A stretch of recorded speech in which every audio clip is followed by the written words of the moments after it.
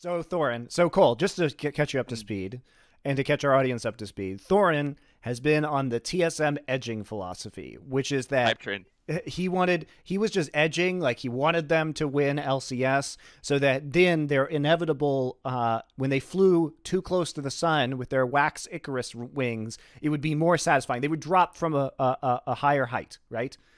Little did we know that they would go 0-6, because this is literally like the best slash worst thing that could have happened. So I'll admit it, Thorin, I was a little concerned when they got seeded into that group, because I was like, it looks like they're going to get at least one win, surely. You know, maybe like Fnatic fucks up and gives them a win. Not only that, but they'd get like one. There's a world where after seeing LGD's play-in performance that they make quarterfinals, right? That world certainly exists. It was never in my heart, but yeah, it was a possibility, certainly.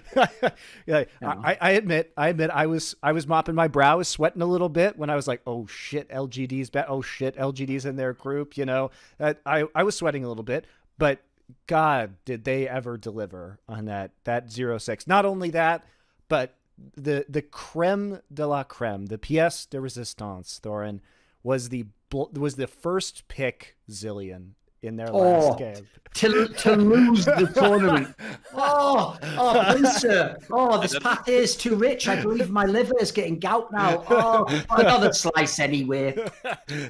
Delicious. And not only that, by the way, the very same Zilean just got fucking... Oh, yeah, he lost both games with it. Yes. The Zilean also, here's the best part, here's the spoiler, right? The only premise of picking that is to set the rest of your team up right. Never could, because you always just mega behind in every fucking game. As I said, literally would fucking happen. Like, what people don't get is this. That's not about Pederson. I mean, listen, there's second and third order considerations, like why the fuck is Pederson picking that at the Worlds, and the fact that he picks it in the last game also implies, by the way, that at the end he still thought it was good. But actually, that pick is more about any of the region, not about Pederson the player, because the fact that he got tricked into thinking that was going to fucking work shows how bad the NA mid laners he was playing were. Like, that is ridiculous. Like, dude, Cold, no European fucking players ever arriving at Worlds and doing those picks. Come on. Mid laner, come on.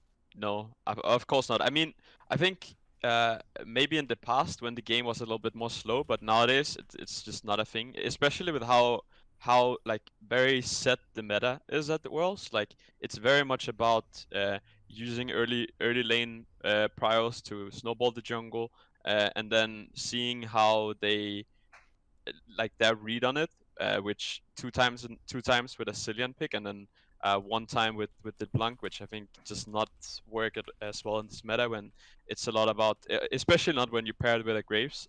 So I think just the drafting was very weird, and a little disrespectful to the meta, and especially I think the Eastern teams have been so good at showcasing why you can't do this, and then when you see it punished as well. I think the first game he played Cillian, he was down double CS to the set mid, and then the second time he got solo killed by CA on Orianna. So I mean, it's very clear that this is he kind of got fake information from playing in NA.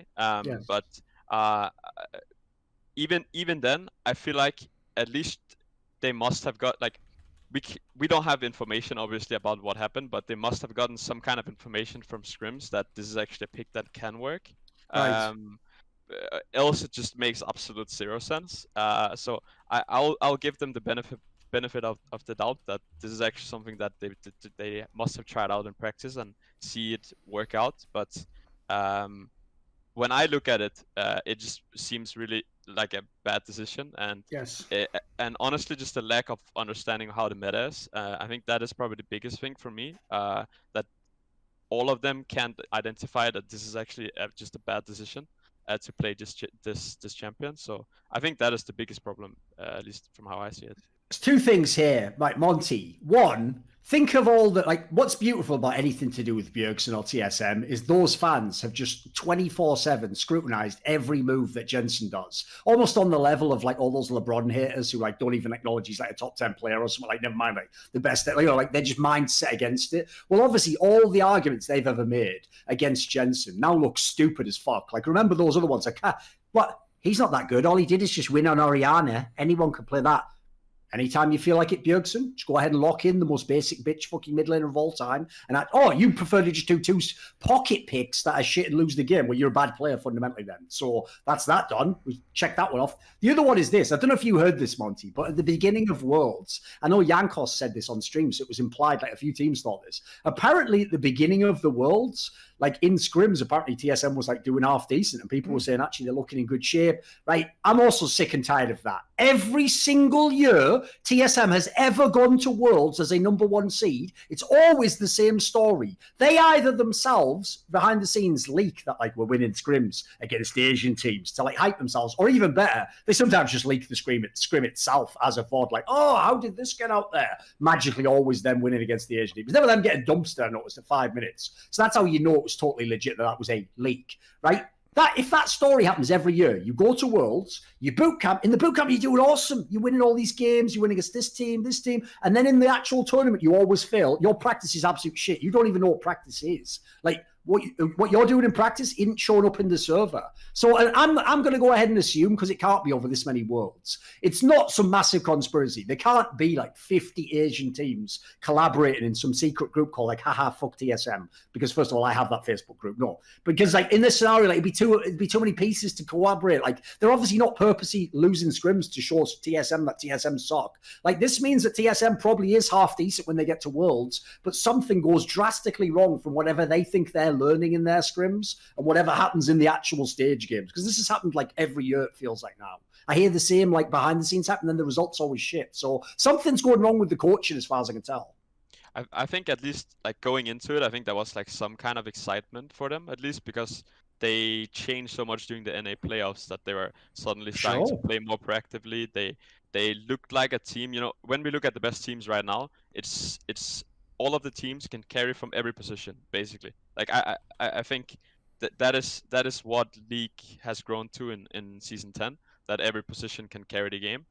And I think that was kind of what TSM was trying to implement in NA, that, you know, we want to enable that top laner to carry, something that we don't see much in NA at all. And we have seen Bjergsen carry games, we've seen Doublelift carry games, so we know they're capable of it. So I think from that perspective, it was positive going into it. But then when we saw the initial game they played against Fnatic, and they gave Fnatic literally the 2 champions that they just showcased that these are the champions they can beat G2 in a best of 5.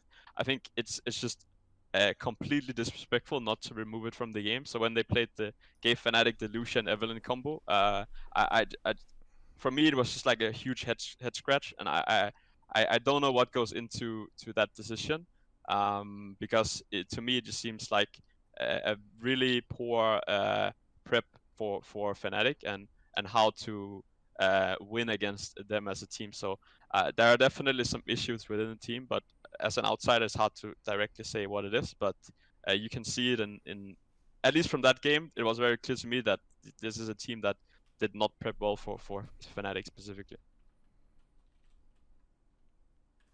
Yeah, I mean, I question. I don't know. I question a lot of their prep. I mean, it's hard to say, because I thought they wouldn't be running this Zilean pick at Worlds just because it's punishable on like a global stage, right? But it's also the ways in which they lost the games. I think even just you look at the games of versus Gen G. In the first game, they have no lane priority and they just get completely out-rotated and out-macroed on the map.